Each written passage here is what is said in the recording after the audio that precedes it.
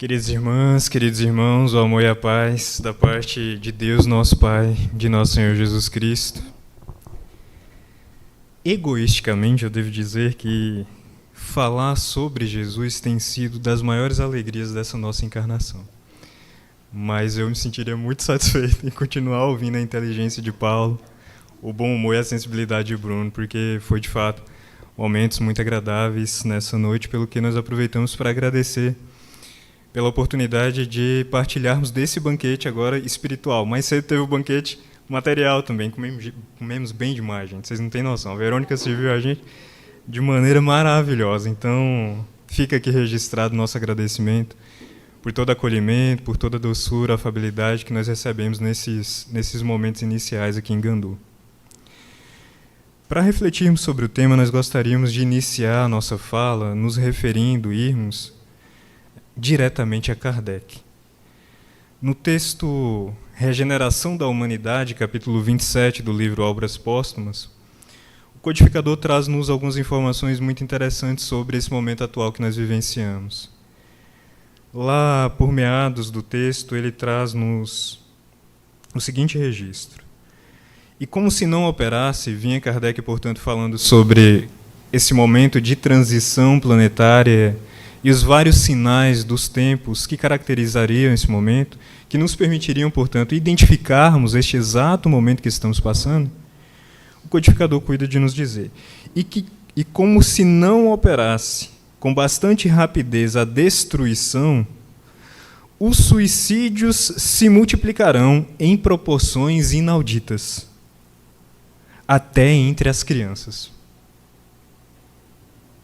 A loucura jamais terá atingido tão grande quantidade de homens que, antes mesmo de morrerem, estarão riscados do número dos vivos. São esses os verdadeiros sinais dos tempos, e tudo isso se cumprirá pelo encadeamento das circunstâncias, como já o dissemos, sem que haja a mais ligeira derrogação das leis da natureza. Em consonância, e aí percebamos, Kardec está nos dando um panorama não muito positivo da realidade que nos aguardaria nesse momento de transição planetária. Exatamente como se vislumbra à nossa frente na atualidade, percebemos inúmeros irmãos nos entregando as angústias da alma, e nos situando no mundo como que de forma desencaixada dele, com uma sensação de não pertencimento, com uma sensação de estarmos interna e externamente em meio a uma bagunça. Nós recorreremos então, para compreendermos um pouco mais dessa realidade, a uma referência que não é uma referência espírita. A um filósofo sul-coreano, Byung-Chul Han, que irá trazer-nos, na nossa avaliação, algumas das mais acuradas, tal como um cirurgião sociológico, algumas das mais precisas percepções acerca da realidade atual. E ele fala-nos, portanto, dessa sociedade, que poderia ser, nos termos grafados por ele, classificada ou identificada como sendo uma sociedade do cansaço, sociedade da performance. Foi dito aqui por Paulo de Tarso, também pelo Bruno, sobre esse movimento enlouquecido que nós fazemos no mundo, sempre voltados para fora. Eis o grande problema, e Kardec irá abordá-lo de maneira muito precisa nesse texto que fizemos menção, a que o materialismo nos conduz. É em função desta lógica que se faz hegemônica, isto é, que se faz absoluta do ponto de vista cultural, o materialismo, que nós nos comportamos dessa maneira. Byung-Chul Han vai nos falar, então, que nós buscamos de maneira permanente produzirmos, performarmos no mundo em todas as dimensões da nossa existência, e isso é exaustivo. E percebamos como nós, muitas vezes, embriagados por esta lógica cultural em que sempre pretendemos acumular mais bens materiais, posses materiais. E na busca por isso, por este acúmulo material, por realizações exteriores, nós sacrificamos os tesouros do tempo, da nossa energia vital, que poderiam muito bem serem direcionadas para a conquista da plenitude íntima, a que nos convida a benfeitora Joana de Ângeles, por exemplo, ao longo de toda a sua obra. Eis o grande problema de analisarmos o mundo e nos situarmos nele a partir de lentes que são lentes do materialismo. onde nós acreditamos que conquistando fora, realizaremos dentro, onde nós acreditamos que, a partir do momento em que acumulamos bens materiais, saciaremos a fome, que não sabemos exatamente do que está dentro de nós. Rollo May, que é um grande psiquiatra estadunidense, ele vai falar-nos acerca desse movimento de sede insaciável do ser humano. Nós sentimos uma sede, uma falta, que Lacan, por exemplo, vai dizer ser estrutural do humano. Uma percepção de que sempre nos faltará algo. Rollo May, que é da psicologia humanista e também contribui para a psicologia transpessoal até, nos traz uma outra propositiva. Ele vai nos falar que o ser humano ele perdeu o endereço de si, porque antes disso perdeu o endereço de Deus. E sem este endereço, nós ficamos, para usar aqui um termo de um outro psicanalista brasileiro, desbussolados, Jorge Forbes. Desbussolados, sem uma orientação, agora eu não me recordo quem foi que disse, muitas referências, mas, parafraseando o que foi dito, um barco sem direção, o mar leva para a rocha. Um barco sem direção, o mar leva para a rocha.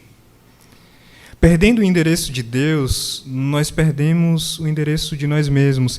E desencontrados dessa nossa identidade pessoal, nós vamos, então, sem uma direção precisa, buscando atender essa necessidade profunda da nossa alma com coisas do mundo. E assim, Rollo May nos fala sobre, embora seja muito clichê, é para nós uma grande verdade, nós ficamos tentando saciar essa sede bebendo água do mar. Os bens materiais, os prazeres sensoriais, o prazer de possuir, de ter, eles são para nós tal como a água do mar. Não saciam de fato essa nossa falta, não preenchem. Há uma historieta que nos diz acerca do nosso querido Francisco Cândido Xavier, quando já havia ganhado, na verdade, alguma popularidade no movimento espírita, fora convidado para fazer uma exposição numa cidade do interior de São Paulo, próximo a Barretos. E o Chico, na sua simplicidade, faz um pedido que não divulgassem a sua presença ali, porque era uma cidade do interior, uma cidadezinha pequena, ele não gostaria de, estando ali, ter que lidar com o tumulto, com a multidão. Como nós, espíritas, somos pessoas muito discretas e a maledicência não faz parte dos nossos hábitos, quando o Chico lá chega, ele encontra toda uma estrutura com um corpo de bombeiros, SAMU, policiamento, uma multidão que havia multiplicado a população daquela cidadezinha por milhares de pessoas.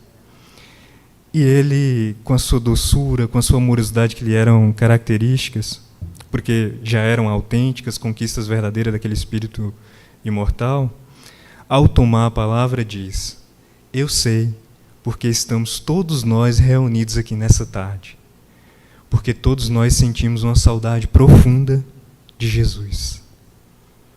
Trazemos em nossos corações uma saudade gigante da presença de Deus em nossas vidas.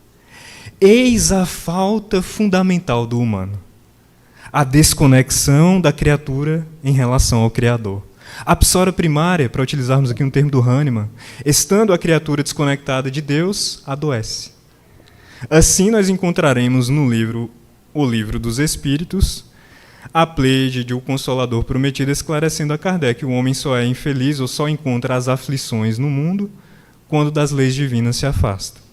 Desconectados de Deus, então encontramos aflições, esses conflitos existenciais, essas angústias que muitas vezes nos tomam. Não se trata, evidentemente, dessas classificações diagnósticas.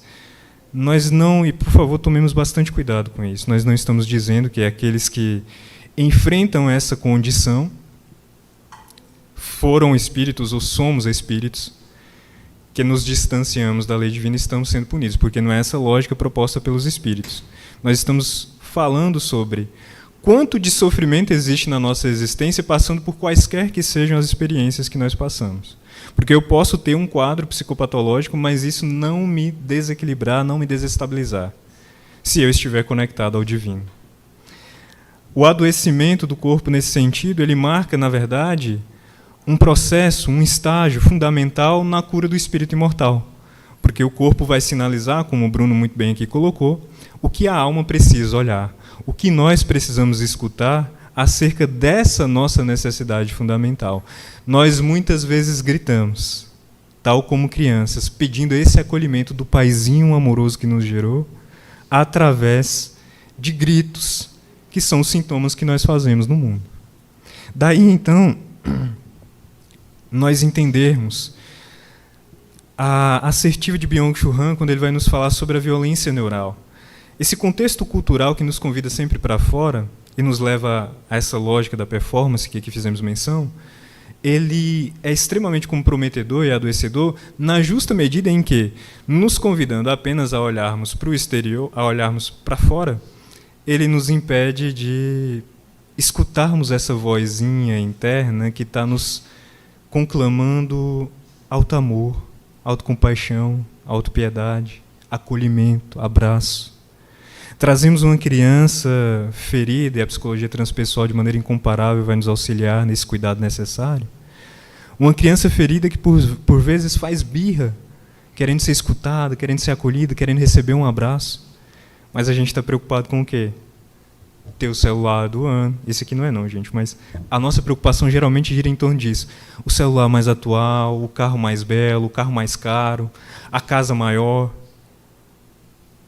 E aí nós passamos, e Paulo abordou isso aqui de maneira formidável, a uma cultura extremamente hedonista, onde com o prazer exterior, com o prazer, melhor dizendo, do corpo, o prazer sensorial, nós tentamos silenciar as dores da nossa alma. E a gente se perde ainda mais, porque a dor não é silenciada. Ela continua lá e vai gritar de outras formas, e vai gritar mais alto, inclusive, porque ela precisa ser atendida, ela precisa ser cuidada. E o grande problema dessa confusão, desse embaraçamento no qual nós vamos nos incluindo, é que muitas vezes nós atropelamos o outro. A gente usa as pessoas para a obtenção do nosso prazer, para subirmos, para termos ascensão profissional, para a obtenção do prazer sexual. E aí, Viktor Frankl, que aqui também foi citado, vai nos dizer, quanto mais a criatura vivencia um vazio de sentido, mais ela se entrega ao prazer. De modo que aquele que está pleno de si, ele usa o prazer apenas como um recurso para ampliar a sua plenitude, mas não se embriaga nele como um processo de fuga, de esquiva existencial, como nós muitas vezes fazemos. E aí veremos, nas últimas consequências do hedonismo, um convite à destruição dos laços de família, os vários malabarismos teóricos que nós vamos fazendo a partir de teses materialistas, tentando destituir o lugar da família, o lugar valioso que a família possui, no processo de estruturação da saúde humana. E como os laços sociais são fundamentais, são importantíssimos para a nossa saúde. Inclusive, quando nós olhamos a bibliografia científica, nós veremos que dos maiores ou dos melhores preditores de saúde que existem estão exatamente laços sociais, laços de afetividade. Amor cura. Só que qual que é ou por que estamos tão adoecidos mesmo sabendo disso? É porque nós temos uma sociedade, conforme descrita pelo filósofo aqui citado, que nos convida exatamente a uma ocupação voltada para performance. E, inclusive, vejamos como isso nos atravessa de maneira inconsciente até. Nós trazemos para dentro da casa espírita essa mesma lógica. E aí nós queremos preencher a nossa agenda com inúmeras atividades, e muitas vezes comprometemos, inclusive, a qualidade dessas atividades, porque nós estamos mais preocupados olhando exclusivamente para a performance, para a quantidade, sem nos atentarmos ao que é essencial em cada experiência, que é vivenciá-la de maneira integral, nos integrarmos no momento presente, estarmos conscientes daquilo que estamos fazendo, no aqui e agora. E aí vejamos como isso pode ser comprometedor, porque quando preocupados apenas com ser o melhor palestrante, o melhor facilitador, aquele que faz mais atividades, nós muitas vezes não olvidamos, ou não estamos atentos, melhor dizendo, às necessidades que a nossa alma está nos pedindo, de, por exemplo, termos um pouco mais de atenção com a família, Não negligenciarmos compromissos na casa espírita, que são muitas vezes vistos como menos. E eu acho que também algum dos irmãos comentou sobre isso mais cedo. Um abraço que a gente dá numa pessoa que está chegando na casa, uma escuta no atendimento fraterno, a água distribuída ao final, no momento do passe, da fluidoterapia. Momentos valiosos que, por vezes, nós nos achamos muito dignos ou suficientemente dignos de negligenciar. E aí eu deixo para quem está começando agora, para quem não tem o dom da palavra, para quem não quer falar. E a limpeza da casa espírita, por exemplo, e aqui apenas lembrando de alguns dos momentos que foram os momentos mais felizes, mais alegres de confraternização que a gente tinha em uma das casas que frequentávamos em Goiás ainda, que era o momento de limpar a casa. A gente se unir para, naquele processo ali de trabalho, cedinho, de manhã, ou qualquer que seja o horário, mas enfim, fazer daquele trabalho um momento de confraternização, escutar, conversar, trocar ideias. Nós chegamos à casa espírita e, atravessados por essa lógica cultural, muitas vezes a gente não se dá conta de uma pessoa que convive conosco na casa espírita e que está passando por um processo de adoecimento, por exemplo. E quando a gente recebe a notícia de que essa pessoa havia suicidado-se, a gente fica abalado. Meu Deus, mas era espírita. Não entendeu a doutrina? Será que não conseguiu assimilar as verdades que ali estavam? E muitas vezes essa pessoa não contou. Tinha até as instruções do livro, mas não contou com essas instruções através do exemplo daqueles companheiros de casa. Na nossa maluquice de querermos performar e na nossa pressa, muitas vezes, nós vamos atropelando-nos uns aos outros sem nos darmos conta das necessidades nossas e também daqueles com os quais nós convivemos de maneira mais próxima. Pensemos no nosso lar, na nossa casa, nos nossos filhos. O Bruno trouxe aqui uma imagem muito sensível. Quantos momentos de abraço, de carinho, de aconchego nós negligenciamos aos nossos filhos para tentarmos depois preencher essa falta com bens materiais? Nós não estamos, evidentemente, propondo aqui uma transgressão à lei de trabalho, mas é temperança, moderação, bom senso. Aqueles valores lá do momento do arcadismo que são tão necessários nessa sociedade de hoje. Aurea mediocritas. Não a mediocridade vã, mas a mediocridade no sentido do caminho do meio, de sabermos dosar bem aquilo que nós propomos realizar no mundo.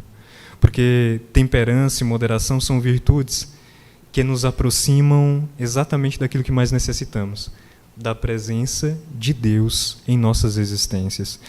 É de Aristóteles isso, quando ele escreve um livro chamado Ética Nicômaco, vai nos falar sobre o movimento virtuoso como sendo esse movimento do meio, de modo que todo excesso e toda falta denunciam um vício. A virtude está no caminho do meio. E assim nós vamos ao encontro do que Byung-Chul Han nos propõe como uma solução, como uma saída para a sociedade do cansaço. E aí ele vai beber de Nietzsche, que também aqui foi citado, quando ele nos fala sobre a necessidade de vivermos uma vida contemplativa. E como nos falta isso no dia de hoje. O excesso de tela é, inclusive, as pesquisas já nos atestam isso, um dos principais indicadores de estímulos adoecedores do ponto de vista da nossa saúde mental.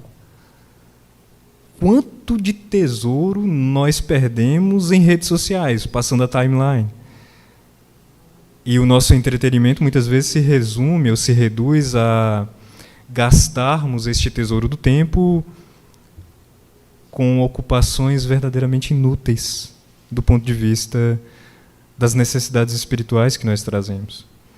O senhor Allan Kardec, também, o Evangelho segundo o Espiritismo, no texto Missão dos Espíritas, vai nos conclamar ao trabalho na seara do Mestre Jesus, compreendendo aqui a seara de Jesus como sendo a oficina do mundo, uma vez que Emmanuel nos diz: Jesus não faz distinção das fronteiras do templo para o mundo, uma vez que a sua oficina de trabalho consiste exatamente em todos os lugares, em todas as circunstâncias, dos dois lados da vida, inclusive.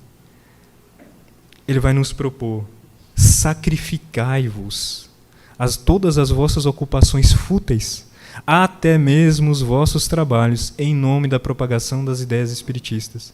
E aqui propagação não significa fazer palestra, mas vivenciarmos de fato essas verdades que já abraçamos no nosso dia a dia com todas as pessoas com as quais nós convivemos. Sacrificai todas as vossas ocupações fúteis, até mesmo os vossos trabalhos. E como muitas vezes também nós sacrificamos a oportunidade de serviço no contexto espírita em função de fazermos hora extra, de atendermos um cliente a mais, de atendermos um paciente a mais, olvidando que talvez aquela quantia ela não agregasse tanta satisfação a nós espíritos imortais, como, por exemplo, dedicarmos um tanto mais de tempo a distribuirmos, a fazermos ou a adotarmos como hábito a beneficência que aqui foi citada. Muitas vezes, fazendo o bem, nós aprendemos a desejar fazer o bem. Começamos sem gostar tanto, sem querer tanto, e aí, na medida em que vamos fazendo, esse desejo ele vai nascendo, vai sendo alimentado. Porque o nosso processo de evolução, de ascensão espiritual, ele é dialógico. No sentido de que muitas das virtudes que nós precisamos construir, nós precisaremos começar sem possuí-las. Então, é no exercício da paciência, quando a gente quer explodir, que a gente aprende a ser paciente, muitas vezes. Eu estou com vontade de esganar fulano, mas eu vou aprender primeiro a silenciar. Tentar escutar de onde é que está vindo essa vontade de voar no pescoço de ciclano. Qual foi a minha necessidade que não foi atendida e que me faz desejar me comportar de maneira agressiva? Porque toda raiva denuncia uma necessidade que não foi atendida. E assim nós vamos, no processo de escuta mais profunda, de aprendermos a silenciar a nossa alma para escutarmos essa nossa alma falando-nos, silenciarmos esses ruídos exteriores. Quanto do nosso tempo nós dedicamos verdadeiramente a isso? Está lá, questão de número 919, Livro dos Espíritos, conhecido de todos nós, o meio prático, mais eficaz. E vejamos que Kardec, ao fazer essa pergunta, parece muito inspirado por um espírito baiano, porque ele quer o melhor resultado com o menor esforço. E é só uma brincadeira, gente. O meio prático mais eficaz. O que eu preciso fazer menos para obter mais? De se melhorar nessa vida e resistir ao arrastamento do mal. Um sábio da antiguidade já vos disse, conhece-te a ti mesmo, recordando aquela passagem inscrita no templo de Delfos. Ó homem, conhece-te a ti mesmo e conhecerás os deuses e o universo. Aí Kardec acrescenta no item A, bem sabemos da sabedoria dessa assertiva, no entanto, a dificuldade está, ou consiste, exatamente em conhecermos-nos a nós mesmos. E aí Santo Agostinho nos traz uma síntese daquilo que está registrado no seu livro Confissões, daquele processo ao qual ele se dedicou durante a sua existência física, durante a sua encarnação enquanto Santo Agostinho, e que fez com que ele alçasse ou realizasse grandes conquistas do ponto de vista moral. Reservarmos um tempo nessa nossa rotina maluca para escutarmos-nos a nós mesmos. Quais emoções nós vivemos durante aquele dia? Quais foram os pensamentos que a nossa mente nos contou? Porque isso é um dos exercícios mais necessários e fundamentais de aprendermos a fazer. Entendermos que nós não somos os nossos pensamentos, nós não somos as nossas emoções. Nós somos talvez aquilo que observa esses pensamentos ou aquela consciência que observa essas emoções, mas não somos nenhum desses eventos que ocorrem em nossa consciência. E assim, nos distanciando um tanto deles, um tanto desses fenômenos, nós vamos aprendendo nesse exercício de escutar quais pensamentos nós temos nos contado, quais emoções nós temos vivenciado. Vamos então abrindo espaço para, nos conhecendo, criarmos ou reivindicarmos a liberdade de sermos algo diferente daquilo que estamos sendo. Porque verdadeiramente livre só é aquele que se conhece. A verdadeira liberdade não consiste em fazermos o que nós queremos, mas cumprirmos ou realizarmos no mundo aquilo que devemos fazer, de fato. Nesse sentido, liberdade verdadeira não é dizer o que se quer, o que se pensa, é de fato agir, pensar e falar em consonância com a lei de Deus. Porque aí o espírito é senhor de si mesmo. Aí o espírito conseguiu vencer, de fato, os impulsos das paixões que ainda o atormentam e que ainda o escravizam.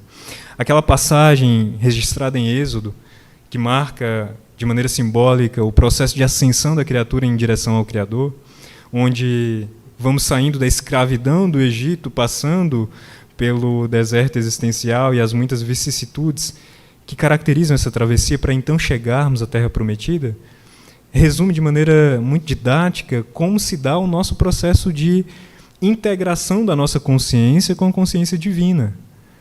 Passar pelo deserto existencial, por mais difícil que seja, por mais desafios que isso implique, significa irmos nos libertando do jugo da escravidão das paixões. Somente no corpo físico nós temos os elementos necessários para conquistarmos essa verdadeira liberdade. Daí ser um exercício tão fundamental, tão necessário. A reencarnação como um imperativo da lei.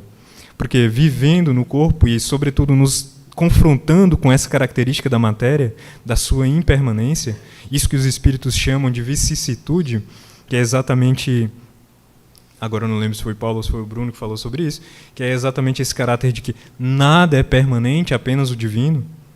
Nada é eterno, somente Deus. Até nós não existimos desde sempre, fomos criados em algum momento, numa lógica temporal que a nossa consciência ainda limitada, da qual a nossa consciência limitada ainda não consegue transcender, tivemos um ponto de partida. Teremos, evidentemente, toda a eternidade pela frente, mas tivemos um ponto de partida, de modo que aquilo que é, de fato, permanente em toda a criação é apenas o Criador. E aí, nesse sentido, precisamos, enquanto espíritos, aprendermos a lidar com a impermanência. E isso a matéria nos oportuniza de maneira incomparável. Por isso que o espírito estando na erraticidade não poderia evoluir de maneira integral e completa. Daí a necessidade de voltarmos ao corpo físico. E estando neste corpo, interagindo com ele, interagindo com a cultura, estamos interagindo com elementos diversos que muitas vezes nos levam a um adoecimento. Quando nós perdemos, então, como aqui o dissemos, o correto direcionamento, o verdadeiro endereço, para onde deveríamos rumar. É o barco que é levado a uma colisão, é o barco que é levado à rocha. Daí a dor, o adoecimento surgir como um alerta, como uma espécie de sirene, convidando-nos a ajustarmos a direção da nossa existência, das nossas ações, das escolhas que fazemos agora para rumarmos em direção a esse sol da Galileia. Necessário nesse percurso, evidentemente, será aprendermos a escutar Jesus falando conosco.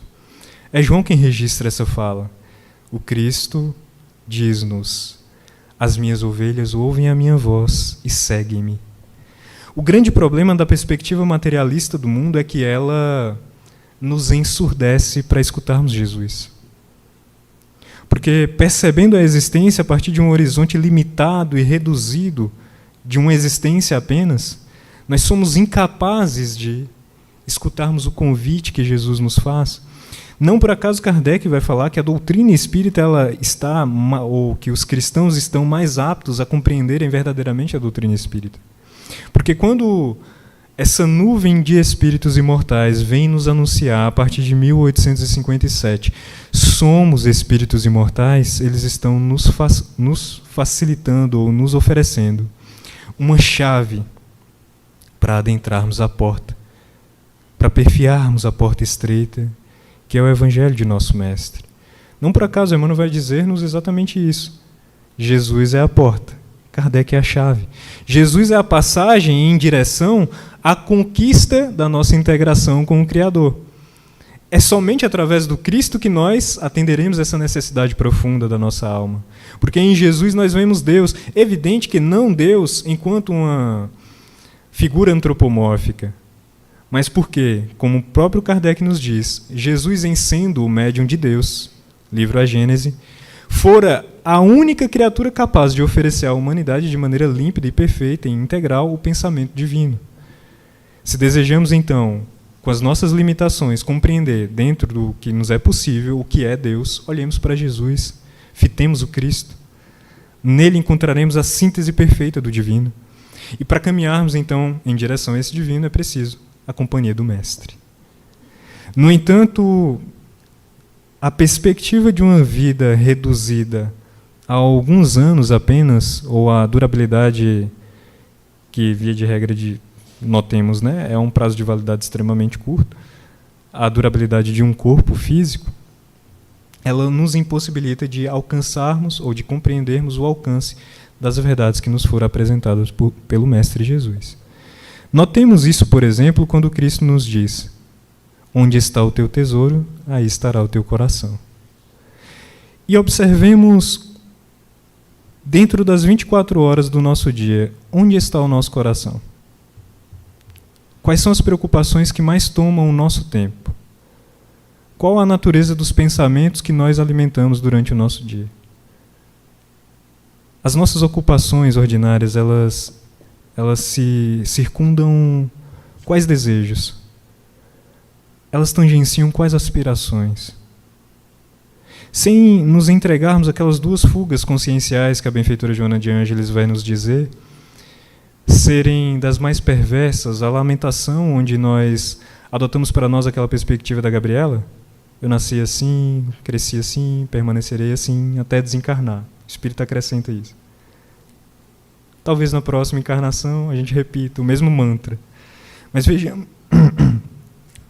vejamos como a lamentação, ela é uma ótima forma de a gente não sair de onde estamos. Por isso que é uma fuga consciencial. Ao invés de fazer, de realizar, de me movimentar, eu fico lamentando. Da mesma maneira, a culpa. Na culpa também, esse processo narcísico, amanhã a gente vai refletir um tanto mais sobre ela, cenas do próximo capítulo. Na culpa, nós estamos também encontrando justificativas para nos entregarmos à inércia moral. Continuamos no mesmo lugar, paralisados. Não fazemos, não saímos, não realizamos. Daí Joana fala que são dois tipos de culpas, são dois tipos de fugas. Nós estamos nos esquivando do compromisso de realizarmos com nós mesmos aquilo que nós devemos realizar. Daí, então, o convite da benfeitora de, nesta análise tão necessária e fundamental que devemos fazer diária, no anseio, de fato, de criarmos espaço em nossas consciências para, nos conhecendo, nos apropriarmos da nossa liberdade de agir no mundo, nós, então, conseguirmos apenas adotarmos uma postura de consciência. O espírito consciente, texto da benfeitora Joana de Ângeles, o ser consciente, não é aquele que se culpa ou se lamenta, é aquele que se descobre. Aí nós lembramos do Paulo de Tarso, o de verdade.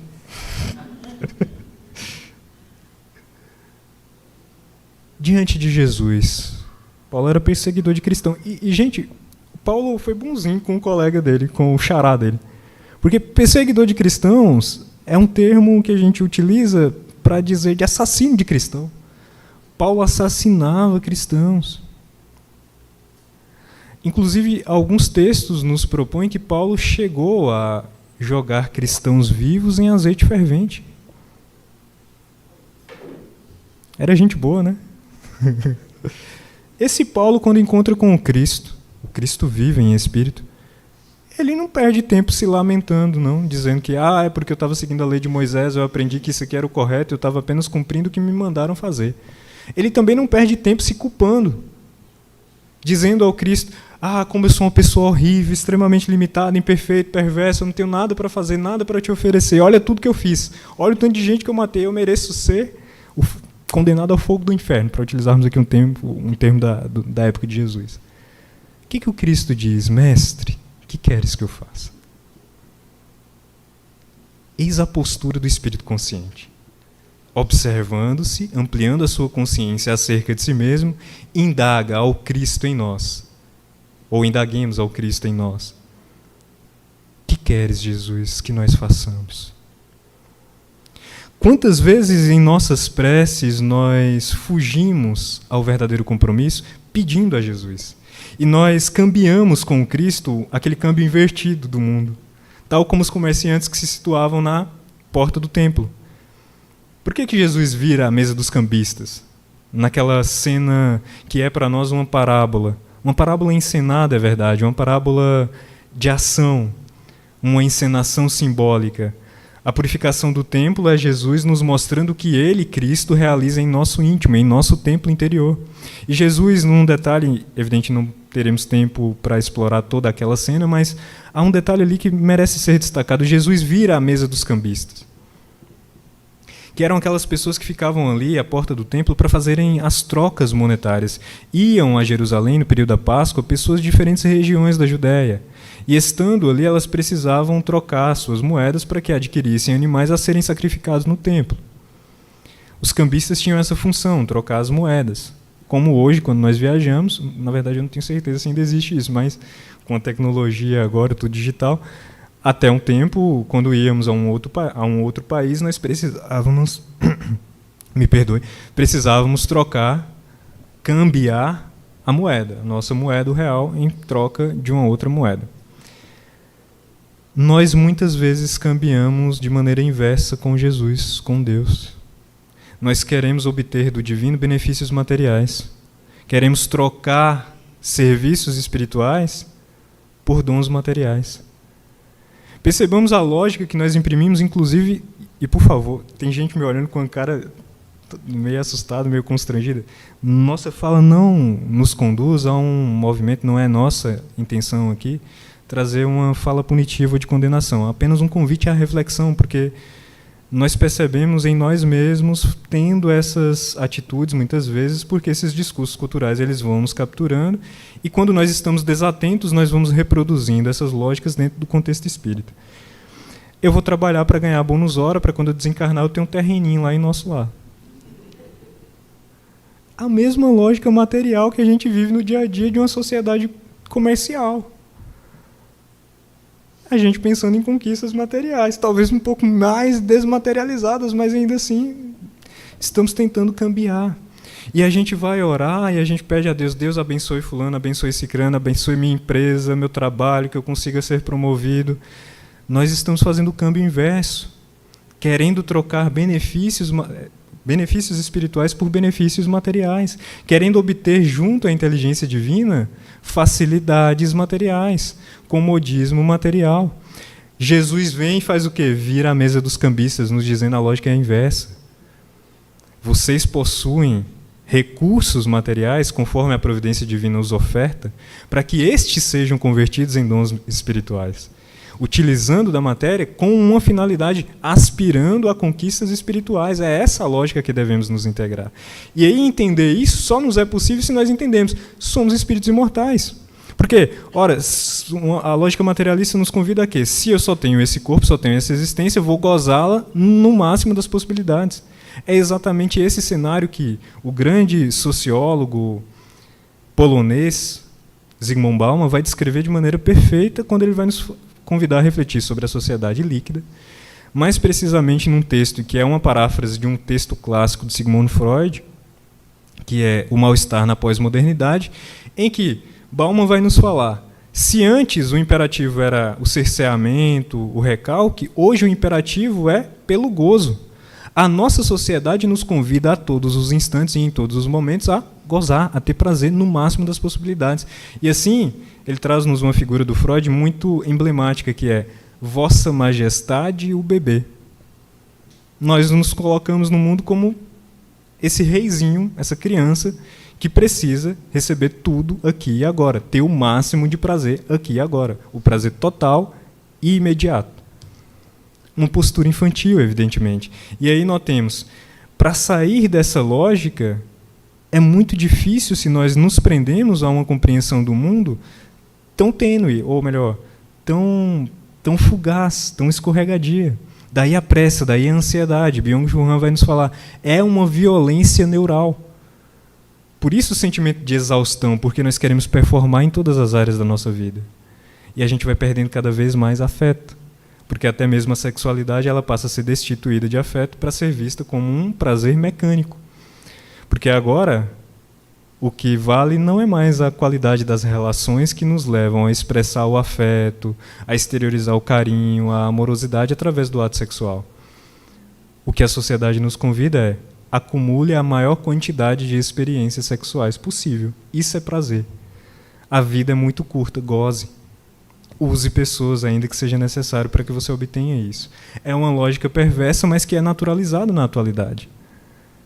é uma lógica perversa que, inclusive, põe em risco as nossas famílias, porque, assim, nós somos convidados a não mais sacrificarmos. Se o meu relacionamento ele tem dificuldades, tem desafios, eu descarto, porque o que impera, do ponto de vista cultural, é uma lógica comercial, onde as coisas não são reparadas, as coisas não são cuidadas, não são zeladas, elas são substituídas. E aí, se a minha esposa ela me desagrada, se o meu marido ele está ficando um pouco mais encarnado, eu pego e descarto, eu troco por outro. Porque eu não quero mais, não é mais útil para mim. E tal como eu vou em uma loja e troco o meu celular, eu posso trocar também o companheiro, a companheira. E aí o Bauman vai nos falar, as nossas relações elas passam a desfazer-se, tornam-se relações líquidas, relações que não têm solidez, relações frágeis. E quando nós vamos para as pesquisas em saúde mental, o que nós encontramos? Relações sólidas são os melhores preditores de saúde. Por que nós adoecemos tanto? Porque a maioria dos nossos laços são laços frágeis. De modo que ter bons amigos hoje é privilégio. Nutrirmos boas relações é privilégio. Porque a cultura nos leva exatamente, a cultura na qual nós estamos inseridos nos leva exatamente a outras perspectivas. A competitividade, as relações elas ficam numa superficialidade onde não há profundidade, evidentemente, me perdoem a redundância, mas em não havendo profundidade, a gente se contenta tal como aquele que contempla o mar através de uma vista da praia. Paisagem linda, belíssima, no entanto, ele desconhece o que existe no fundo do mar. E belezas que lhe são desconhecidas, evidentemente, não o interessarão. Por isso que é muito triste a gente viver por um paradigma materialista. Porque nós renunciamos a uma herança bendita. Não entramos em contato com uma quantidade, com uma série de belezas que, se nós conhecêssemos, certamente não abriríamos mão, não descartaríamos por tão pouco.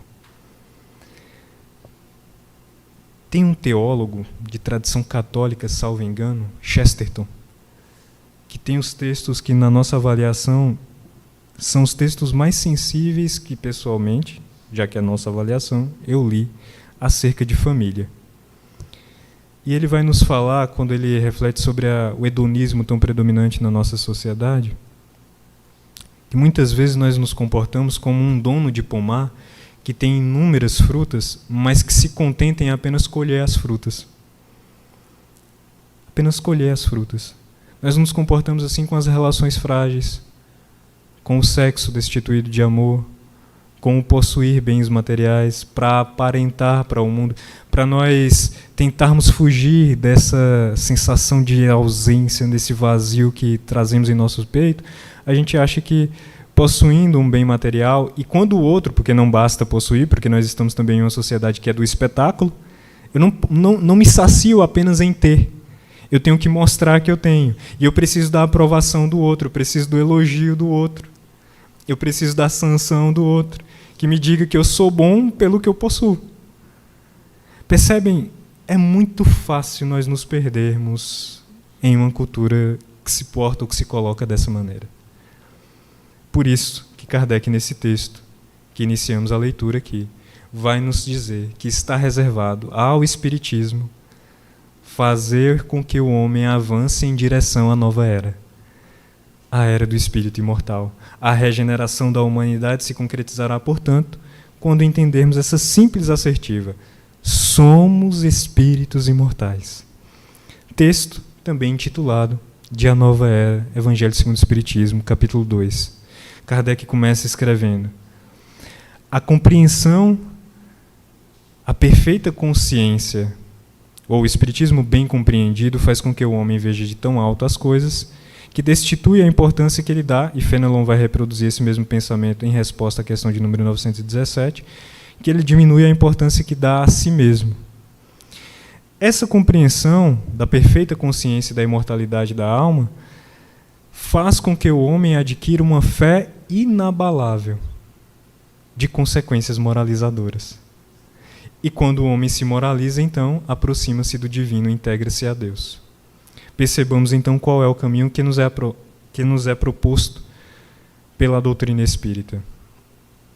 No processo de curarmos as nossas almas, inclusive entendo os transtornos mentais, na verdade, como experiências que nos convidam a isso, a uma cura mais profunda, precisamos caminhar agora, marcharmos em direção ao assemelhar-nos com o divino, ao integrarmos-nos ao divino. Nesse processo contamos com Jesus.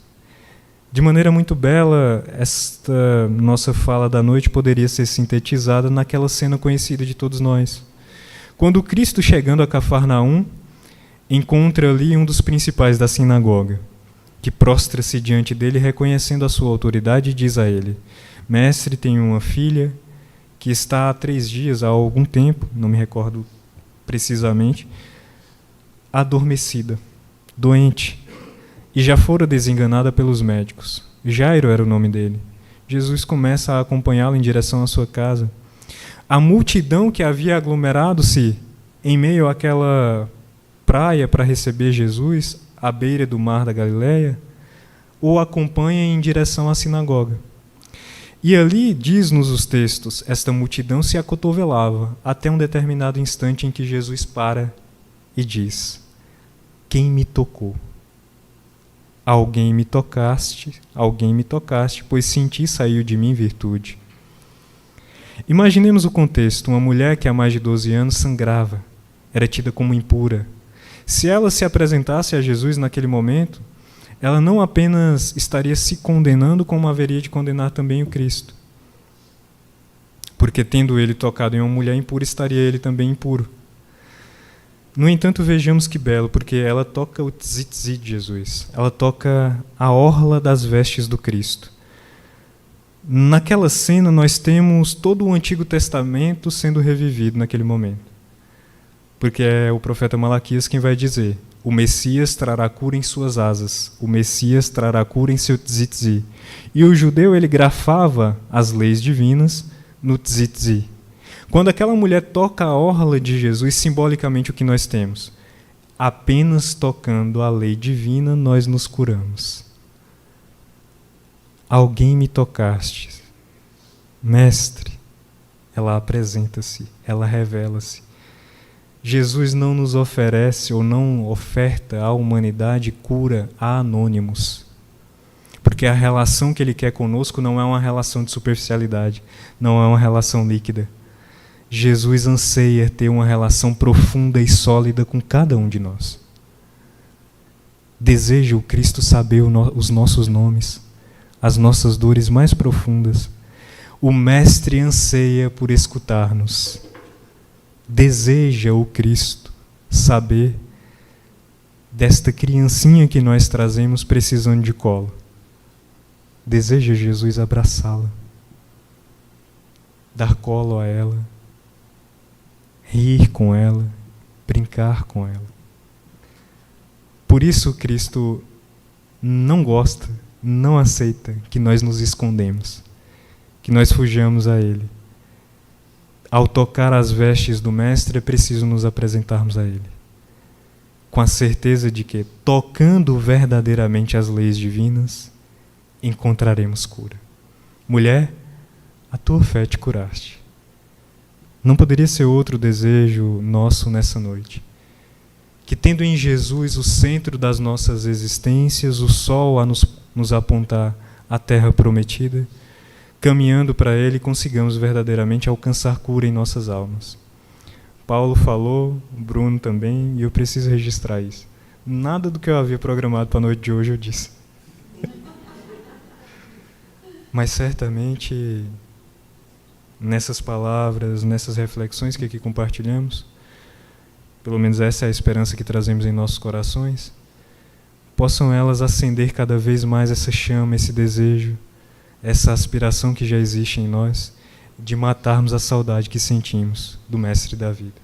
Que a paz dele permaneça com cada um de nós, que lembremos do Cristo e celebremos em cada momento da nossa existência a sua existência no altar das nossas consciências.